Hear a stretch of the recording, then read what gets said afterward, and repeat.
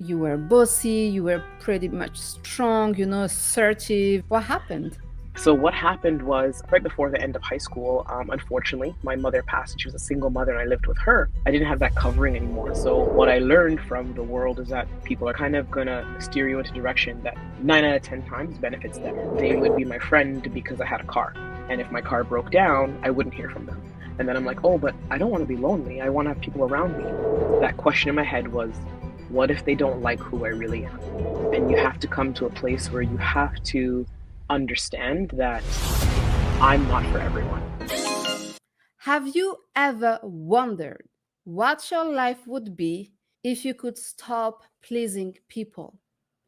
Do you have some challenges saying no? Do you find yourself drowned taking care of everybody else's life without even finding the time to take care of yourself? And those are deep questions, right? They're not easy. A lot of people are suffering in silence, and I used to be one of them. So that's why I'm super Yes. excited to learn more about your story, because I want to know and I want to learn, how did you overcome the pattern of people pleasing? Tell us a little bit about yourself. What were your aspirations growing up? Did you envision being a leader? Tell us a little bit more about that story. Growing up, I was pretty much what you would just call a bossy kid. I was pretty bossy. And at the time, it was seen as, don't be so bossy and don't tell others what to do kind of thing. And as I grew up and I got older, I look back now and I'm like, that was just untapped leadership, right? Like being bossy is just a skill that you need to refine, kind of. But at the time, I didn't know that. And I also never really dreamed of being a leader per se, but I did want to teach. I've always like played school and my friends were in the classroom and give them like fake tests and have my stuffed animals listen to me teaching. So I always wanted to teach others. That's something that I've been very passionate about since I could remember. And writing. I was always writing on the walls in my house. My mother didn't appreciate it, but if I felt the inspiration or I had a quote or something I wanted to remember, I would literally just get a pen and write it on my bedroom wall. And so, yeah, that didn't go too well with my mom. But eventually, when I got older, what I would do is actually write it in my closet. So I'd part my clothes and write on the back of my closet wall and put them back together so she wouldn't see them. And so that's how I'd remember thoughts or things that really stood out to me. I'd write them right on the wall. So that's what I did as a kid. And I saw myself as being someone who could one day write, but really someone who could teach. That's where it started. So tell us a little bit more about the vision of leadership back then that you had. Did you have any role models? For sure. One for sure was my mom.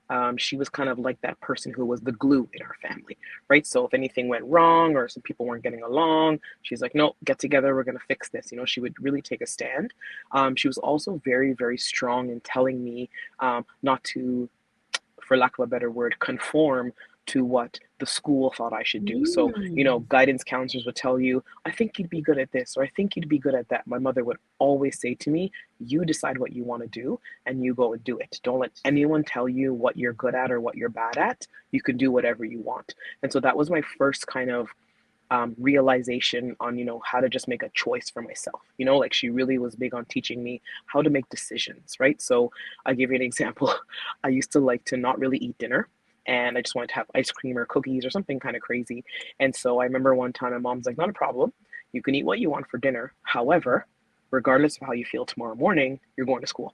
And so, I thought I'm grown, whatever. I had the ice cream. And the next morning, of course, my stomach was hurting. I felt gross. I felt sick. And she's like, oh, you're going to go to school.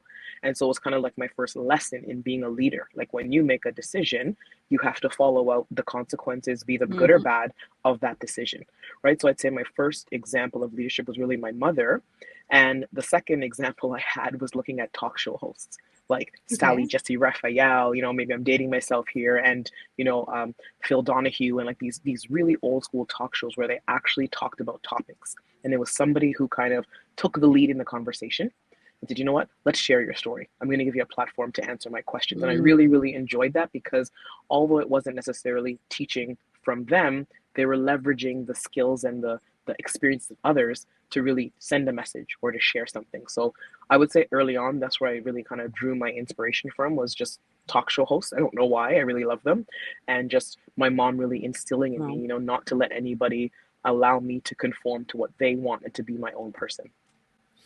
So listening to you, it looks like, you were bossy, you were pretty much strong, assertive, and So, where is the connection here with you being that strong child and to becoming maybe at some point in your journey a people pleaser?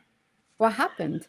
So what happened was, at a very young age, like maybe right before the end of high school, unfortunately, my mother passed, and she was a single mother, and I lived with her, and so I had to kind of be on my own now, right? So kind of at 17, being an adult, providing for myself, getting my own place, kind of thing, and that kind of a transition really, really shifting. I didn't have that covering anymore, and so what I learned from the world is that the world doesn't really work like that. It's not this thing of where people are going to always encourage you or tell you that you're amazing or that you can do it. They're kind of going to steer you into a direction that 9 out of 10 times benefits them, right? Like naturally.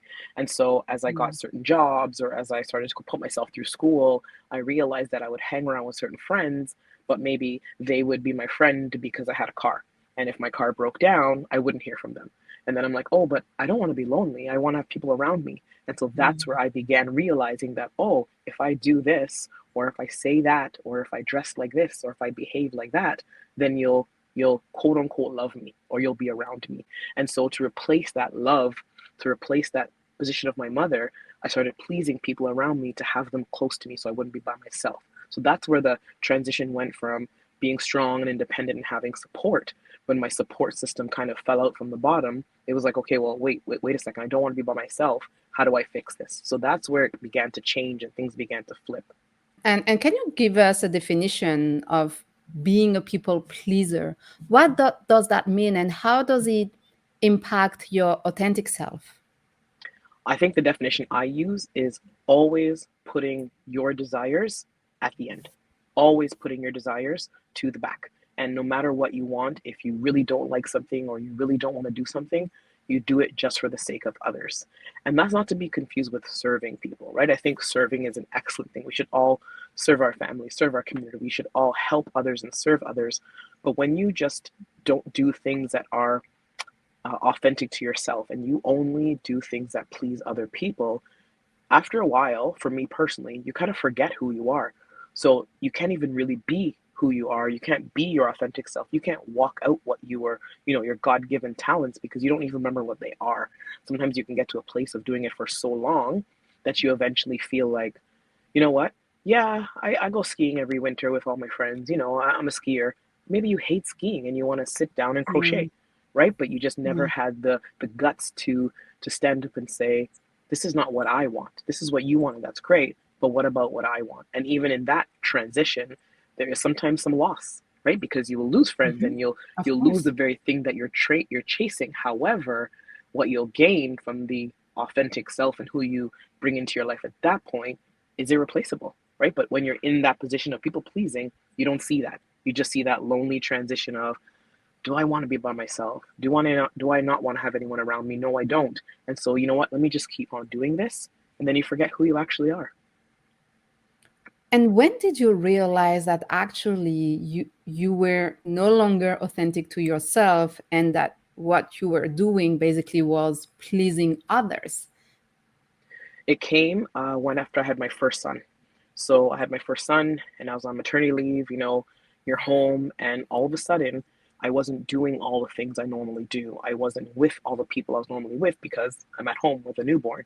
And it's funny because I think it was my husband who asked me, he's like, don't you miss going to so and so? Or don't you miss so and so? And at that moment, I literally was like, actually, no, I hate doing that.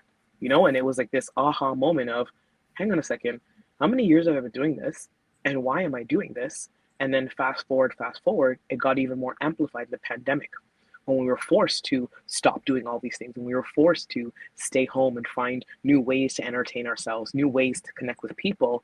I found that the people that I was always connecting with weren't the ones I was now choosing to be with. Because Mhm. you had to be very intentional about who you're around, and when the world opened for a minute, where are you going to go spend your time? And I found myself not choosing what I thought I was before, realizing that isn't really what I wanted. I was doing it because of associations, right? Oh, we are all in the same workplace. Okay, let's go to dinner. Let's go to lunch. Oh, we all go to the same, mom group. Okay, let's hang out. But it really wasn't what I wanted to do. So the initial time I realized was when I had a baby and I was kind of isolated by myself, and I realized Yeah, I don't miss that at all. I'm glad I'm not doing it. And then the pandemic reinforced that and said, you're absolutely right. I do not want to do those things. And then was the discovery of who am I? What do I want to do? And hence the book that started at that time as well too. So it is quite recent though. Do you think you would have come to the same realization if your husband had not asked the question? I think eventually you all get there because something inside of you gets very tired. And you just get to this place where you're like, is there not more to life? And if you hear yourself asking that question, like, is this it? Do I just wake up, go to 9 to 5, do what everyone else wants? Like, I feel like you get to a place where you realize, like, you know what? This is not what I want. And there's got to be more. And when you ask those kind of questions, you get there. But I think that my husband combined with me being at home with the baby, kind of isolated, quote unquote, is what really triggered it. And sometimes being by yourself is not a bad thing, but that can also help to trigger you into that place of self examination and realizing, this is not really what I want. Mm.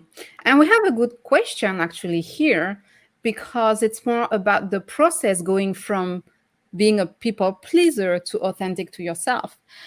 Were there specific challenges or fears you had to confront during your journey towards liberating yourself from people pleasing, and how did you navigate them? That's a good question. I cannot see the name, but that's a good question.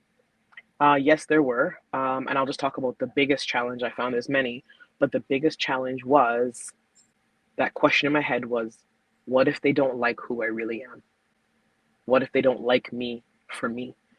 And you have to come to a place where you have to understand that I'm not for everyone, right? I'm okay if everyone doesn't like me. And that's a hard thing to walk through. It's much easier said than done in a half an hour podcast, but I think that once we realize, hey, I have to be okay with me. And I think the biggest challenge was, what if I don't have any friends? What if I'm not invited to the parties? What if I'm not invited out? What if my kids don't have, other moms and kids to play with, kind of thing? It was like, what if? And I think that was the biggest thing where I had to decide that, what if? I have to be okay with that. What if there is none, right? And when you accept that, I feel like that's when you overcome that hurdle, and that doesn't happen. Everybody has someone, and you begin to hang around or meet or be in the right circles and be in the right places, and then meet people who actually do the things you enjoy, and then it becomes fun. It doesn't become this, yeah, I'll be there, kind of rolling your eyes. You actually go Yeah. because you want to. So that was the biggest challenge, I would say, the fear of, what if they don't like the real me? Okay. And once you become self-aware of who you truly are, and once you have identified what you want to do, or maybe does it come naturally to identify what you want to do, what are the things that will make you happy, or do you need to do some introspection? So what's the process here? Is it like a light bulb moment? Okay, I don't like this. This is what makes me happy. This is what I want to do. Or you realize that, okay, this is not who I am. This is not who I want to be. This is not what I want to do. But then who am I supposed to become, and what am I supposed to do? Hmm. For me, it was not a light bulb at all. It wasn't this one moment where I just woke up and I said, you know what? I know exactly what I want to do. I know exactly what I want to enjoy, what I want to enjoy. And so for me, it was a process of stopping things and starting things. So I would suggest for anybody who's in that transition, like I said, if you're doing people pleasing long enough, you're not actually going to even sometimes know who you are and what you like. So I would suggest trying new things. I naturally am an introverted person, so I would try to go to a networking event, or I would try to go to, something else, so to speak. But I had to try different things and trial and error and trial and error and trial and error. And as I tried enough things and I saw them, I discovered new things about myself that I didn't know, and I reignited things that were old passions of mine. So I would definitely say it was not an aha moment for me. I had to go through trial and error to try different things to see what I actually liked. I love that. It is not easy. And the thing is, I'm glad you are sharing your own personal journey and challenges, because when you look on social media, and I often, mention social media here on the podcast because, listen, we live with it, right? And Yeah. oftentimes we craft a reality based on what we see on social media. And when you look at social media, people make it look so easy, Yeah, to the yeah. point that when you realize that it is not easy, it doesn't come easy to you, you start questioning yourself and you start doubting yourself, right? When actually this is a process. Would you say that it is a painful process? At times, I'd say it's painful, but I use the word lonely because when you're Mm. trying new things or you're going to a new place, it's unfamiliar. You may not know anybody. You don't know what to expect. And so it's very scary sometimes, right? Like if someone says to you, "Hey, Doreen, I'm going to try skydiving because I've always wanted to try it. Let me go get a group of friends." You don't know what's going to show up there. And when you show up to that new group, maybe they've been together for a long time and they all know each other and you're the outsider coming in. So I would say Mhm. that it was lonely and there was a lot of fear there, but the only way to get through it is to try it, right? And so I really feel like, to your point, what you said, social media was something I had to limit in that time because when I look at other people, we end up doing the comparison game. And Yeah. comparison is horrible, especially when you're trying to find yourself, because you can easily say, "Yeah, I like that. That looks good. Okay, that's who I am." Meanwhile, no, it's just a curated picture. The person took 25 takes, from the neck Mhm. down. They're not even dressed properly, Mm. right? The background's a mess. So it's really important that we physically go out and try things and not just pick from a menu that we see online. It's not real. It's just not real. Ooh, don't pick the menu that you see online. You should remember Yes. that one, people. We have another question here. Can you recall a moment or experience where you consciously chose authenticity over people pleasing, and how you felt about it? Yes. So after you go through this transition of, you know what, I know who I am, I know what I want to be, there will always be invitations to go back. There'll be always something that pops up that tries to draw you back to who you were and the things you didn't like. And when that happened to me, it was a moment to kind of get caught up in, certain experiences or certain activities I used to participate in. And I have to stop and ask myself, all this work that I've done to move away from that, and all this time that I've placed, and the effort we've put in to actually say, okay, that's not who I am anymore. I can be my authentic self. Do I really want to go back and do that? It's really a question you have to ask yourself. And it made me feel like, well, I can go do it, but I'll be so unhappy. And now, how I feel inside when I compare that to where I was, do I want to go there? The answer is no. So it was really a matter of me doing like a self check. Do I want to go back? Or do I want to keep moving forward? Because as I keep moving forward, I'm discovering new things. I'm having a great time. I'm learning more about myself. So why would I go back there? So there'll always be opportunities to go back, right? Like you lose weight, there'll be opportunities to just put it back on. You start a new job, there'll be opportunities to say, I don't like this one, I'm going to go back to where I was, right? There's always No. opportunities to go back. So it's a conscious decision all the time to keep moving forward and not going back to where you were. And I would say it is probably easier to go back Yes. than forcing yourself to move forward.